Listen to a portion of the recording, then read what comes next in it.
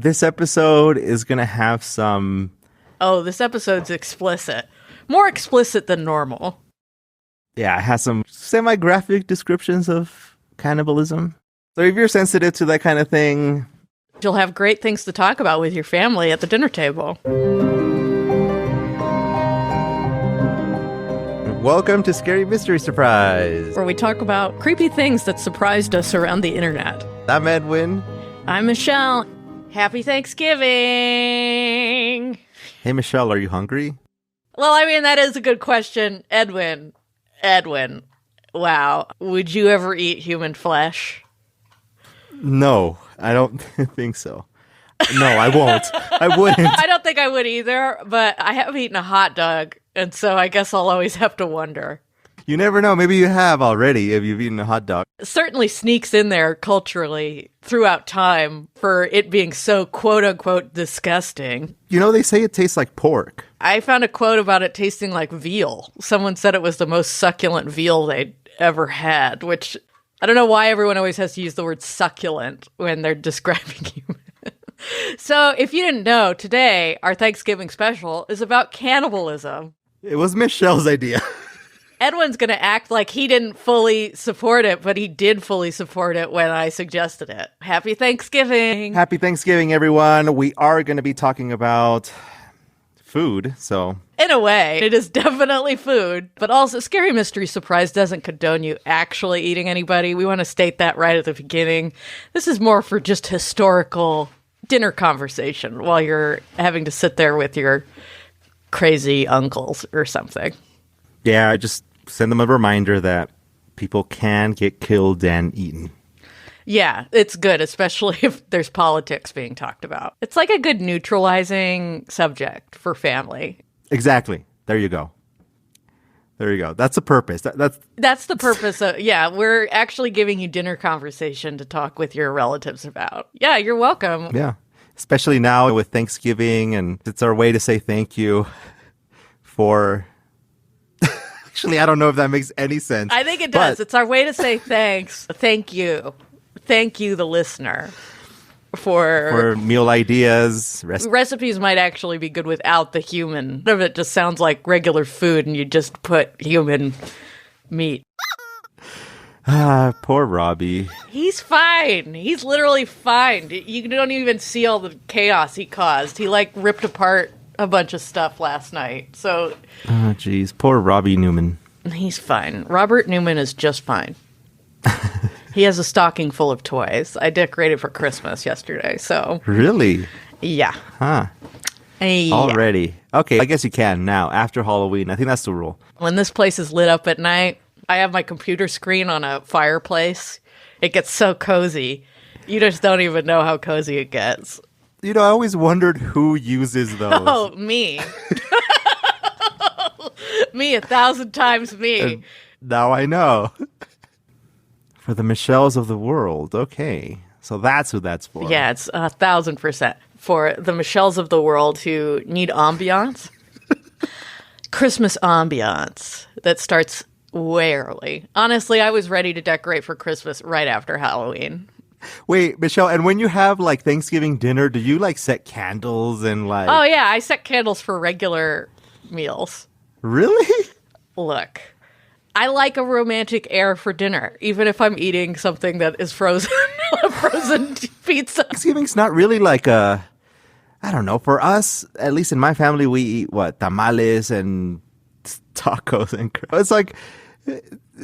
it's a mix of everything. Yeah, we have turkey sometimes, but I don't really I'm not a fan of it. Yeah, I'm not a big turkey fan either. I just spent $150 on pie. Pie? Yeah, because I'm bringing the dessert, so I just had to go buy a bunch of pie for all these people. How many pies? 2 full pies, and then I ordered from the pie hole, so I got those little pie holes that are for children. I do kids like pumpkin pie. I don't know. They have the option to not eat it. They like the whipped cream. Yeah, I figured they had options, and then I realized I should probably get a vegan pie too, because God only knows who's vegan now. So I have to just cover my It's a bases. good way to put it, Michelle. I thought you were going to say something about offending somebody or No, being lectured. I get it. I randomly have my diet things. Like I didn't eat dairy for a couple of years and now I'm eating dairy again. So I understand how people are like, no, I'm only eating this now. Only fish. Only only eggs. fish. I don't eat bread. But inevitably it comes back. You do eat. I've been avoiding sugar and sweets and stuff. And yeah, every once in a while you're like, oh, I'll just take a bite of that. And there you go. It's not very strict. There's no way I'd ever be able to give up everything. No, I tried it. I've tried it and it doesn't work. I feel a lot better when I don't. Oh, yeah, of course. I can, breathe out of my nose if I'm not eating dairy, but whatever. It's fine. That's how it is. That's how it is. That's how it is, and I'll just live with it because that's how much I love cheese. Wait, normally you can't breathe through your nose? Yeah, it's, hard for me to... Okay, get up to the mic and just breathe. Oh, okay. Yeah, it's not easy. Not easy. And then if I were to breathe out, a bunch of phlegm would come out of my nose right now, so I don't need to do that on my microphone. But it's not my favorite, but I do love cheese, and some people love human flesh. Did you like my segue? Yeah, it was better than mine. I was thinking about bodily fluids and transitioning into that because I was going to talk about my phlegm problem. But we'll just skip that. Yeah, you're right. My transition was way better than that. Your phlegm problem. It's because I had tea, and tea gives me this. I guess I should start with the history, right, of cannibalism. If we're going to go there, we should go there. I've been trying to avoid this, but yes, let's just go for it, Michelle. So tell us what happened. Why did people start eating each other? What did we do to deserve this? It turns out that we might have always done it. There's this human skeleton called Cheddar Man, dating back to 7150 BC. Yeah, sure, that's it. Michelle and her numbers. I can't do numbers. Around 7150 BC, has unusual cuts on his skull, and it has been suggested he was the victim of cannibalism. But it's also been interpreted as a burial rite. But genetic studies have revealed a powerful episode, is in quotes, of natural selection concurrent with the extinction of the Neanderthals, drawing on hundreds of studies in relation to Kuru disease, which is only known to spread through cannibalism. So even if humans were also eating other humans, we have a gene that kind of helps us from this Kuru disease. So that makes your brain kind of spongy and soft. Wait, so we wouldn't go extinct if we started eating each other then? Or I'm sorry, that sounded a lot more hopeful than can we still eat each other? I think it depends on who you're eating. Like eating someone who's died of natural causes as opposed to someone you've killed.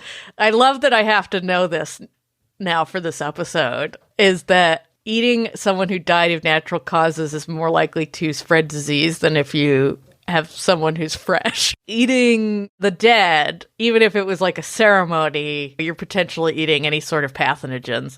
Also, the body started to decay at that point. You're getting some bacteria. Oh, geez. Yeah, that's why I think people like fresh meat, like cows and pigs. I'm curious to see your search history right now. Yeah, my search history is horrific. If I killed someone right now, it would be let's send her straight to jail. Plus, you accepted those cookies, Michelle. You accepted all of them. Oh, I totally did. It just takes too much time. I just have to click accept. I can't live my life limiting cookies on my websites. So I just can't. It's too much work. So obviously, you'd think I'd go into indigenous practices here of cannibalism, throughout cultures and stuff, but it's tough to tell what's propaganda and what tribes actually had the cultures and which ones it was just racism and fear mongering. Mm-hmm. People don't know what ancient cultures did, but I don't know. I don't have any facts, and the internet's not very good at being concrete about facts about indigenous tribes. Yeah, we'd have to find one of those experts that are dedicate their lives to find out what a certain culture did for. Yeah, exactly. Which we are not. Nope. We are not those experts.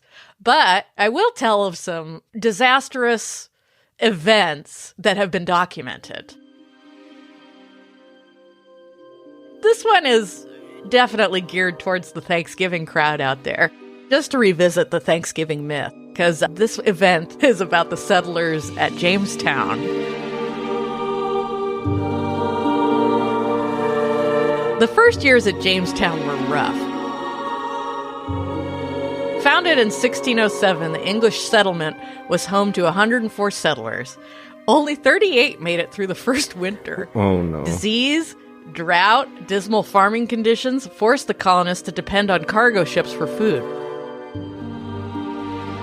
Things only got worse with the arrival of 300 new settlers, and not long after that, the harsh winter of 1609, which became known as the Starving Time, according to George Piercy, a Jamestown settler. The conditions were so bad that people ate their boots.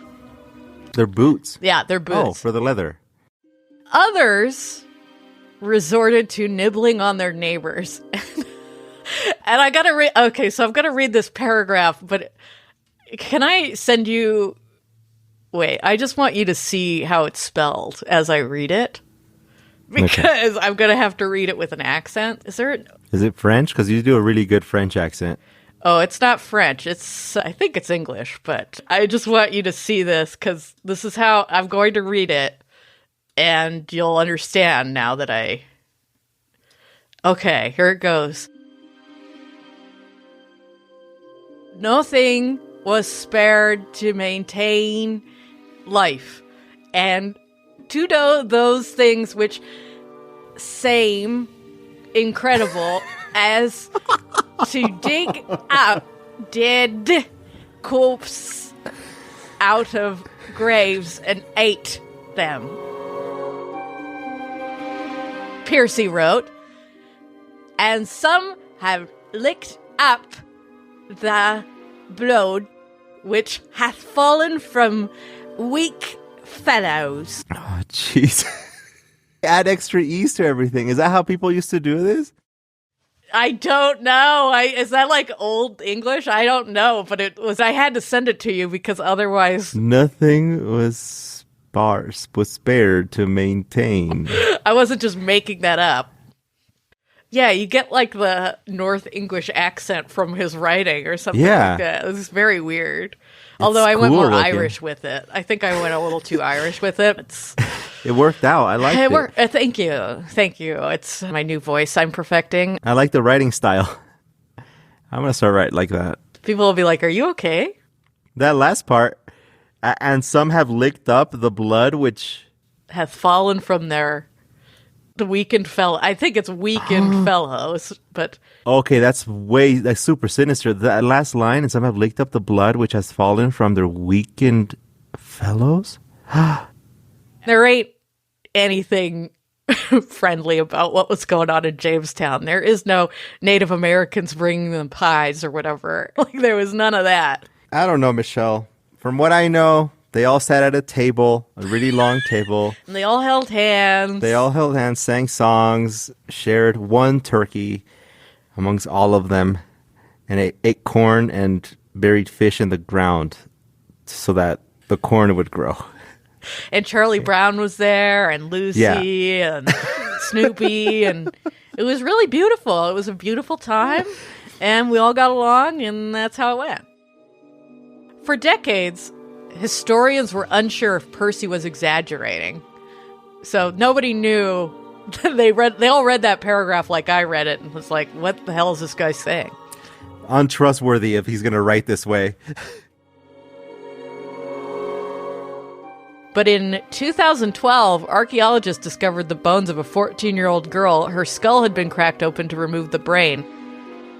Evidence that she had been cannibalized. That's so visual. Oh, why the brain? Oh, I heard the brain is good. Like, I'm not quite sure, but it seems like there'd be more. It seems like it'd be more like I don't know. I'm not quite sure. I know a lot of people eat brain, but it seems like a lot more diseases would come in the brain than it would in. I don't know if you're just eating like a leg, a flank steak or something. A leg, a backstrap. Yeah. Ribs, hello. During this period, one man was tortured until he confessed to having killed, salted, and eaten his pregnant wife. He was burned alive as punishment. And then eaten. I'm sure. And then definitely eaten after that. That's terrible. With a pregnant wife. Yeah, there's no confirmation on that one. The 14-year-old girl has been confirmed that was cannibalism. Why do they dig them up, though? Yeah, you're right. You should just kill, fresh kill. It's going to taste better. Fresh. Yeah. All of that is the moral dilemma, and it seems like in a lot of these cases I'm going to talk about that the murder is the problem, and the eating is the survival part, which people are like, oh, maybe we can look the other way on this, but the murder, not okay. But even though, why would you want to eat an unfresh piece of meat? But whatever, each their own. I don't want to yuck anybody's yum. You know what I mean?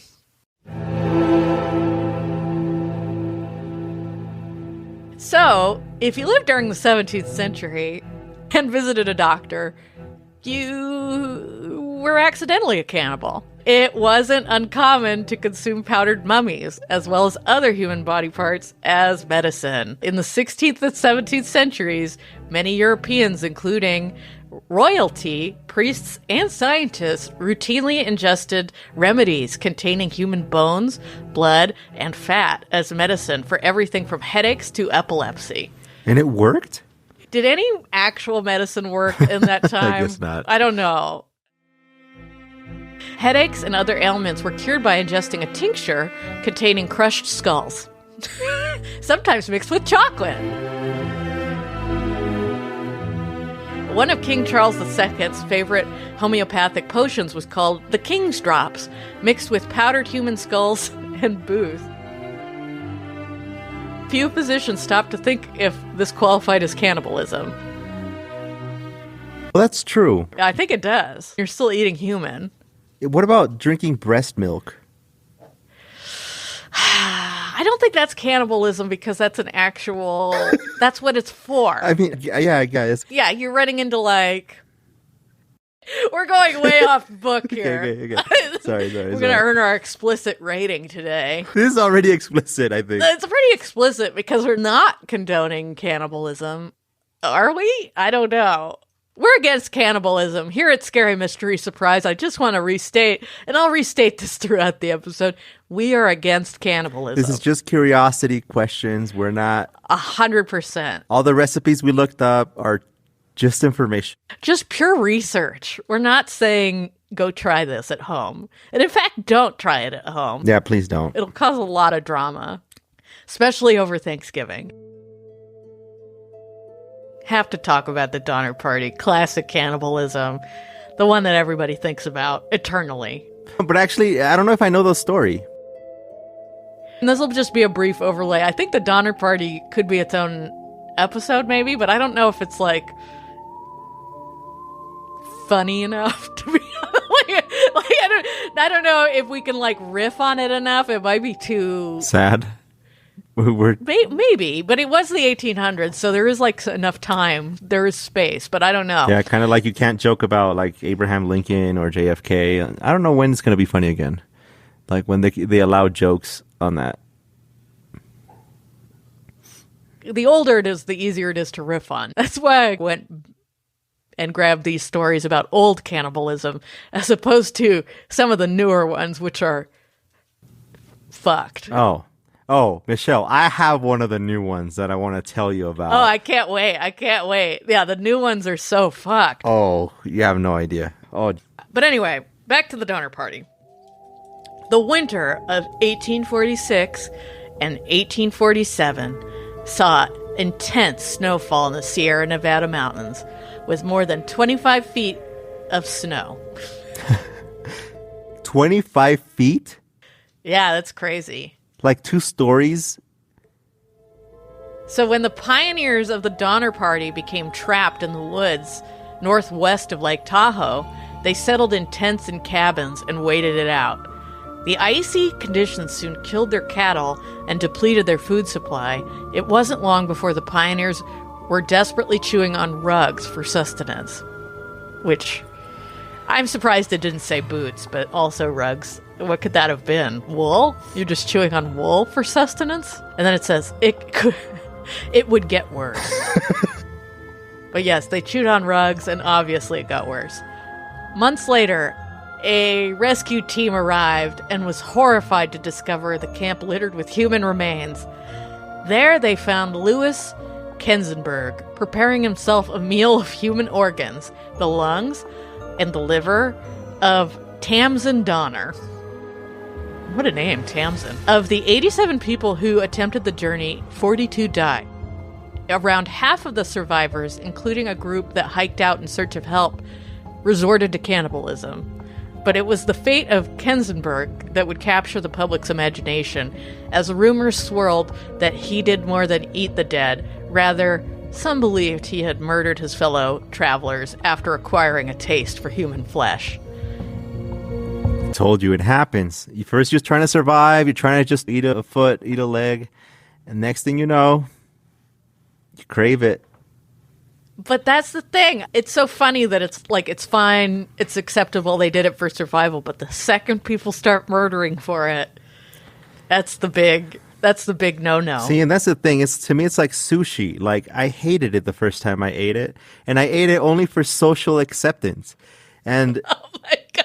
then I got a taste for it. Now I'm willing to pay $20 for it.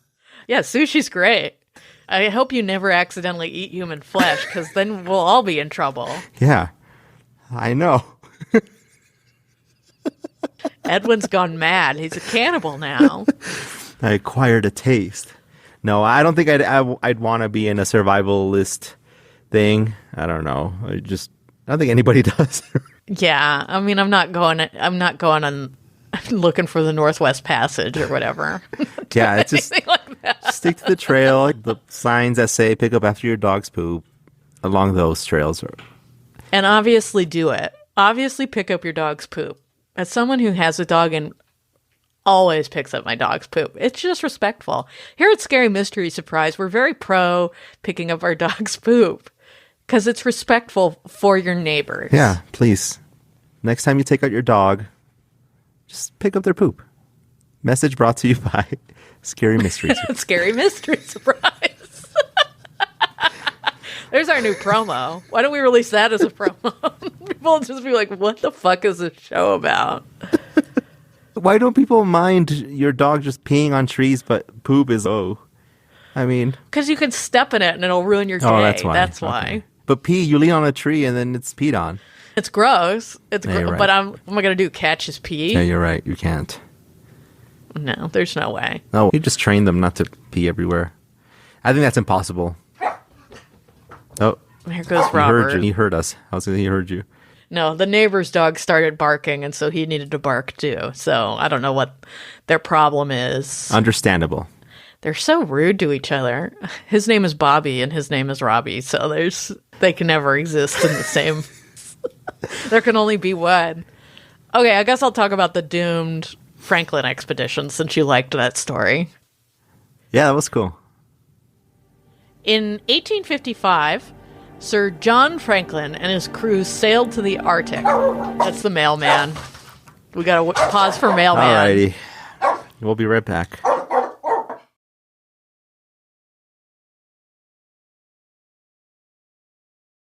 Okay, where the fuck was I? Thank you, Robert, for... Oh, yeah, the Franklin expedition. In 1845, Sir John Franklin and his crew set sail to explore Arctica. Arctica? Right? Arctic. Arctica? Arctica. Also like the Arctic. Yeah, so the Arctic. Okay. Okay, so according to Michelle, to explore the new continent of Arctica. The Arctic. The Arctic. I don't know what. Michelle, we are known for switching up stories and just making things up, so nobody should take us seriously. That's true. That's true, but I do like to have words words that work. Of real things. Okay, back to business.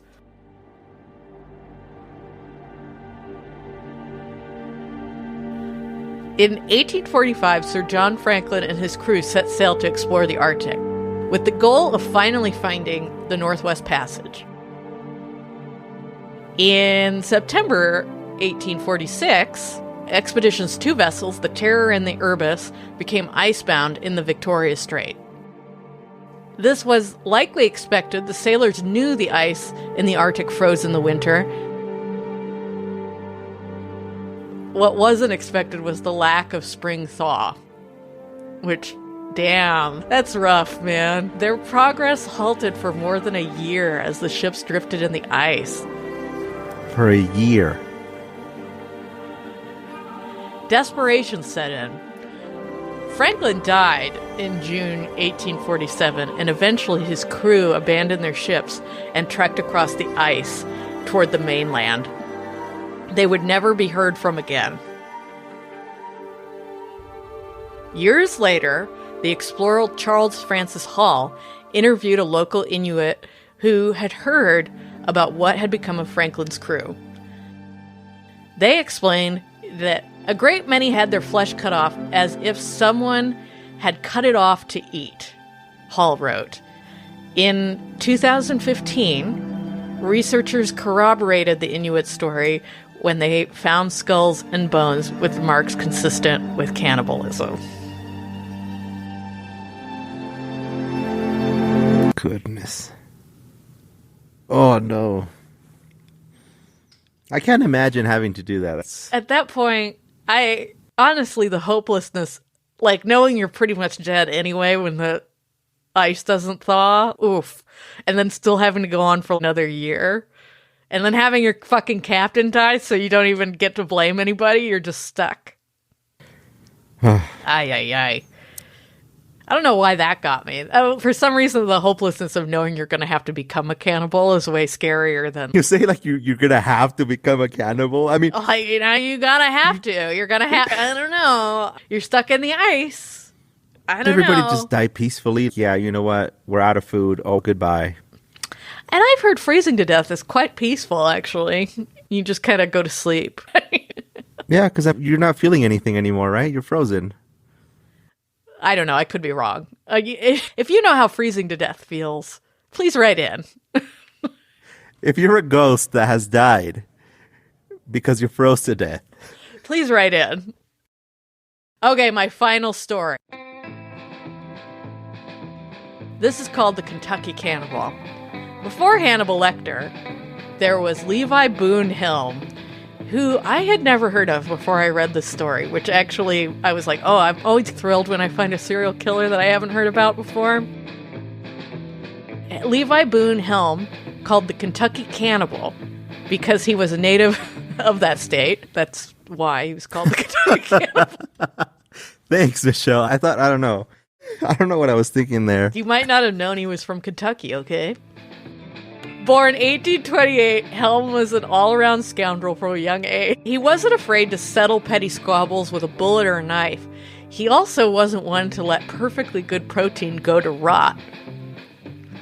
Helm was an experienced survivalist who spent months at a time traversing the wilderness, often on the run from the law. So when he killed a man, he wasn't afraid to take some human leftovers for the hard journey ahead. Here's a quote. Many's the poor devil I've killed at one time or another. Why did they quote that? That's not even a good quote. Helm is reported to have said, and the time has been that I've been obliged to feed on some of them. Why did they quote that? That's not a good quote. Helms didn't always kill for his meals. On one occasion, when a member of his party died by suicide, he ate one leg before chopping off the other and carrying it on the road. Just like a leg? That's how I imagine it. A leg with the pant leg still on, like the jeans still on. And the shoe and everything. After a long career of mayhem and murder, Helm was caught and executed in 1864. Overall, it is believed that the Kentucky Cannibal killed at least 11 men, likely more, and the number he snacked on is anybody's guess. Jeez, okay, that's terrible. Snacked on? Yeah, which is, oh, okay. Jeez. I like the way that you said the no protein would go to waste, or he didn't like that, or whatever. There must be some sort of starvation trauma in there. If he'd gone hungry as a kid, he probably... I don't know why I'm making excuses for the serial killer. I don't know. We're going to get some opinions. I don't know what's going on. Am I joining the other side? Am I becoming sympathetic? Maybe at the end of the episode you have a big reveal and why you suggested this. Oh, no. And actually, I'm a cannibal now. So you guys need to accept me. Oh, jeez. I like that because it's like this last story, it shows like this, like a wild guy. Hey, he's just going to survive, do whatever. He's just going to live. He's not going to ask permission. He's going to hunt and eat what he hunts. Yeah. And the greatest hunt of all, man. Just the image of him walking around with a leg. I kind of want to plug that into the Dolly AI generator just to see what it... Just imagine if we say, man walking out of a forest with a leg over his shoulder, with the human leg over his shoulder. Oh, yeah. That'll come out good. Can't wait. Bianca's going to get some good files. Yeah. Wait, are you done with your set? Yeah, pretty much. I only have this weird little paragraph about what does it taste like. Desperate times call for desperate measures, and sometimes when survival's at stake, that means human flesh is on the menu. According to William Seabrook, a journalist who nibbled on cooked human flesh during his travels to Africa in the 1920s, he said, "It's not like any other meat I've ever tasted. It was so nearly like good, fully developed veal that I think no person with a palate of ordinary, normal sensitiveness could have distinguished it from veal." So that's what he said. But also, there was a thing where I was reading where it was like, oh, this guy actually had the natives, they bought a little girl and cooked her. And the way he describes it sounds like he liked it. Oh, 1,000%. It sounds like he was really into it. So I don't buy the whole just nibbled on it thing. No, I'm sure he devoured it, which I'm like, This is terrible. I just don't. The thing is that I just don't like veal. I don't like lamb either. And my parents just cooked everything on the George Foreman grill. So a lot of meat tastes the same to me. So I just don't have any desire to eat human. I just don't. I'm not curious about it. I just think it would taste like old hamburger off the George Foreman grill. That's all I think about. Just what you said, my parents cook everything on a George. They did. It was like my whole childhood growing up. It ruined my palate for a really long time of just, cool, everything tastes exactly the same. Cool. So I think I got the assignment wrong here, Michelle, because I was supposed to keep it light, and I just went dark. Look, we got to do two sides of a coin. And also, were these light stories? Guess not. But the guy carrying a leg across, I mean, I guess it's light in a way, but because it's from the 1800s. I think we should compare once you... Okay, yeah, we'll compare. All right, so this one... Okay, so after I looked up a lot about cannibalism and why, I want to know why, but obviously people have to like it. There's that incentive, right? You eat it, so you have to like it and crave it. Otherwise, why would you do this willingly if you don't have to survive? Obviously, I saw this story a while back, but I hadn't really read into it because I was just grossed out. But this story takes place less than 20 years ago. Wait, it's 20 years ago, actually, in 2001 or 2002. For some reason, there was so much cannibalism in the early 2000s. I don't know what was going on, why that was happening. But yes, I saw that in my research, too, where it was like, oh, God. Yeah, just near the end of the grunge era of music. Oh, man. Okay, so I started using the internet around 2002, approximately, I would say. And I would use it to look up things for school, music, and the chat rooms on AOL. Normal stuff, right? Very innocent. Except for downloading music illegally, which, I mean, I think everyone did, so it's all right. I mean, it feels like a very innocent crime now. It's like a baby crime. Yeah, it's normal, right? So it's like this story takes place back in that internet stuff, right? So it's like the websites look old and just lines of hyperlinks. Have you ever clicked on a link and you know how it looks all messy? And And just imagine a page full of those. That's what the web pages, like forums and message boards look like. And then there'd be a GIF of a hamster, and it would play hamster dance. Yeah. Just like that, yeah. You get it. You get the visuals. That's how it is. And these were set up like with a bright either blue background or like pink text over black background. It was just like this terrible looking website, which is going to make a comeback, I think, soon. We'll see. Yeah, I don't know. Graphically, that looks like shit. But yeah, I could see it being very nostalgic for some reason, which I don't understand. But anyway, continue. Yeah, so around that time, there was this website. Now, without getting too technical, first off, this website is, I'm not going to name the name of it, but it was about people's fetishes. And like what they did and how a website worked back then is it would have to request, like the webmaster, you would ask them, hey, can I get some server space and some bandwidth to host this page, like, or this message board, which nowadays we call them forums. Back then it was just like you would send a message and it would pop up on this page. It's like a long list of just messages. He would click on a thing and it would open the posting. It was kind of like Reddit, like that, but not that modern. So inside of this fetish website, which I think some people out there are gonna know about it. Oh, yeah. I think are you going to talk about their fetish? Vores. Carnivores? Vores. No, but that I'm afraid to look this stuff up. Good. We don't need to shout out to the Vores then.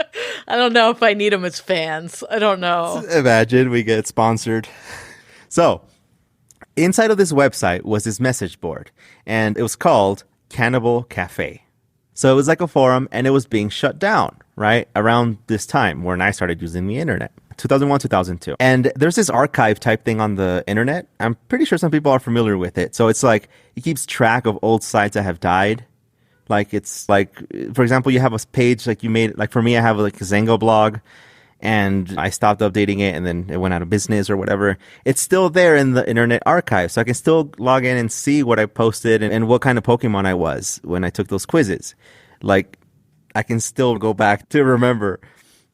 So there's this site there, right? And you can still find it. And people have gone in and looked it up and everything. And they get a whole archive, like a neatly organized thing of what this page was like and the conversations of back then. So on there was this user named Frankie. Now, this person is very important to the story because he's actually the reason why the website got shut down. On this forum, which was part of another site that people posted fetishes and stuff like that, so in this page, in this forum, people would talk about being eaten or eating somebody. Like full on cooking, frying, baking, whatever, roasting somebody and eating them. And it was started by this guy going by the name of Perro Loco, crazy dog. And in the welcome message, he said, "We here at the Cannibal Cafe, in association with the California Association, hope that you will use and enjoy this forum for the exchange of messages and notices." This is an actual screenshot of that site, right? And that's when all the weirdness begins. And they would add messages to this page. So people would claim to have tried various techniques to eat other people.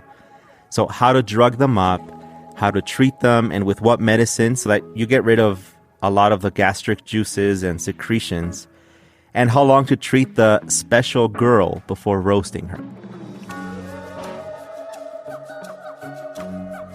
Stuff like that. That's the kind of thing you would find. So now, back to Frankie, right? So his real name, this is when we actually found out his name and everything. His real name was Armin Mewes. Meiwes. So I don't know if I'm pronouncing that, but he was from Rothenburg, Germany. And he was 42 years old. And an article from The Guardian, this is where I read a lot of this info, mentions how this went down, and it's one insane story. Ever since he was 8 years old, Armin dreamed about killing and eating somebody, even his classmates. So fast forward to March 2001, he finds this forum, he enters it, and he starts making a post. He pretty much is asking who's going to be willing to be eaten. So in his words, the post Yeah, the post said he was looking for a young, built man who wanted to be eaten. By the way, it sounds super weird to us, right? Like, it's weird, but this was super common on that website because there were a lot of people that were role-playing on there, right? With some of them saying they want to get beat up by a woman, others saying that they want to be stomped to death and then boiled in a soup. It was just things but it was like an agreed-upon thing where it was role-playing. Like, they were saying, yeah, I want this and I want that, and it was like an establishing that it was fantasy. More like a verbal, I don't know, game as opposed to anything in life, maybe?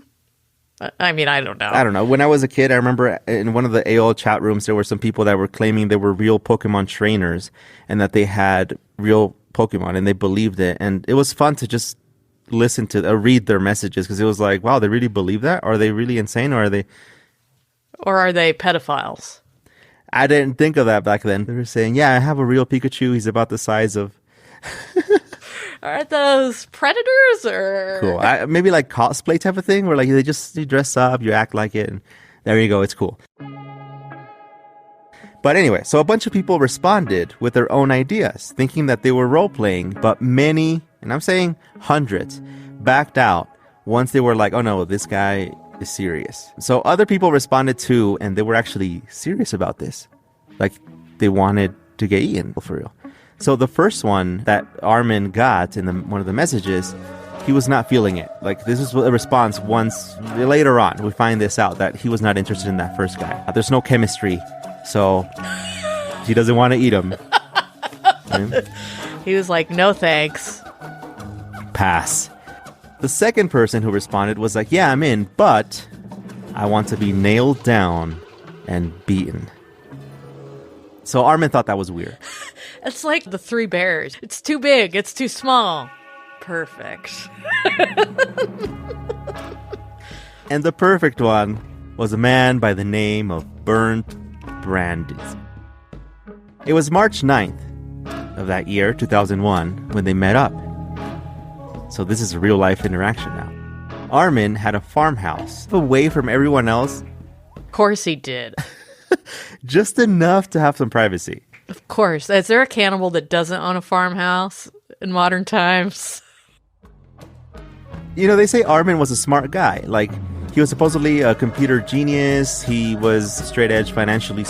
He was smart. He actually got consent from Bernd on videotape. And the guy was saying that, yeah, he wants it to happen and everything was detailed so he wouldn't get in trouble. So then Bernd takes a handful of sleeping pills, half a bottle of schnapps, and is ready to go. But here's the thing. It sounds like an easy interaction, right? Oh, just okay, just kill me, eat me, whatever. But it turns out it wasn't a freebie. Bernd had a request too. So he had his own set of fantasies, right? He wanted to taste himself also before being eaten. It gave me like chills. Your reaction gave you chills. Oh God. Yeah. I mean, I don't know why that's such a big reveal. Of course he's going to have some thing. Like, of course he wants. Yeah. Oh my God. Yeah. It's like when the normal cannibal looks normal compared to the other. Yeah, this is like, really... no, I just wanted to make a meatball with you, and now I got to do this? Armin cut off Bernd's penis, fried it in garlic, salt, and other spices for both of them to eat. The idea of being able to just sit down after you've had your penis cut off and then just eat your penis is to eat a meal after you've had that massive of a wound. I don't know. It's not a surgery. It's definitely... So he was bleeding. He was bleeding a lot. He took the sleeping pills. He's bleeding. He's like on his way out, basically, right? By this time, Bernd, the one without the penis now, he takes a bath. Like, he goes into the bath. And supposedly the whole ordeal wasn't like dramatic. It wasn't like, oh yeah, they're all excited or anything. It's just casual. Like, it says that as the Bernd was in the bathtub, Armin was kind of reading a novel. He was just like there. It's really weird, right? So people just doing something that they dreamt about. So in the early hours of the morning, Armin gave Bernd a kiss and then stabbed him to finish him off. All right, so now Bernd is dead. Okay. What took him so long? He didn't really need to read that novel. I mean, he could have just put this poor guy out of his misery. Maybe he was enjoying it. I don't know. But anyway, early hours in the morning, boop, kills him, dead now. So then Armin takes him, chops him up into pieces, puts parts of him in the freezer, buries the skull in the backyard, and then would casually go to the freezer for the months after that to defrost some of the meat, which he would cook in olive oil and garlic, along with a bottle of South African red wine. So he almost went through 45 pounds of human meat before he got caught. And the people that caught him, they were like, you know what? Here in Germany, cannibalism is not illegal. Do we have a case or not? I mean, he did stab him. That's the problem. So they went with something like that. They were like, the lawyers in the court system had to find other things to accuse him for. And he did end up going to jail. And they say that he's chill. Like, he's a very calm dude. He likes to read. He likes to he's calm. They say that you can leave his cell door open and he'll just stay in there. Like, he's chill, very respectful and everything. And they even let him go out sometimes with the disguise of a cap and glasses. Pretty interesting guy. And supposedly he was writing a memoir. Yeah, I can't wait to read it. He has fulfilled his life dream. I guess he would be calm and fine after you've done it. He's literally been dreaming about doing that since he was a child. Oh, jeez. Oh, God. Okay. But there's no guarantee he wouldn't do that again. Nope. But it is between two consenting adults. I don't know how I feel. Pretty intense. So that's the case. I wanted to say sorry. I think we're supposed to talk about the history of cannibalism, and it's fine. It's fine. Modern cannibalism is fine. I thought we were talking about the history. That's all. I know people can't see your face right now, Michelle, but I wish we could have caught that. Like, you're reacting to all the stuff. You really brought it home. You brought the realness of it. You let everybody know. I don't want to get kicked out of Apple Podcasts, guys. We already have the explicit symbol. What else can we do to warn you? Yep. As you bite into that succulent turkey. Cooked with garlic and olive oil and salt and pepper and other spices. My stomach is literally making noise right now. I don't know if that's a good thing or a bad thing. Well, last night I was trying to do research, and I don't know if it's recipes more, but it's more like examples of how humans have gotten cooked. Oh, no. I was going down it, and I'd just eaten pizza, and then I just read the word human haggis. And you know what? I was curious more to find out more about all the forum people because I did see some quotes. Yeah. And no, I was like halfway through, I'm like, nope. Techniques on how to roast somebody is not something even as a joke, I don't even want to. I know I would never be able to unlearn that. So yeah, and I think I don't know if you've ever been to a pig roast, but I think it's kind of like that. I'm just afraid of that knowledge. Imagine I'm in a survivalist situation and I'm just like, hey, you know what? I did learn how to roast a human. Yeah, you would be that guy. Oh, and then the phrase human soup. Oh, thank you. No, thank you. Oh, jeez. Nothing like the Thanksgiving cannibalism special. Yeah, I hope you guys enjoyed.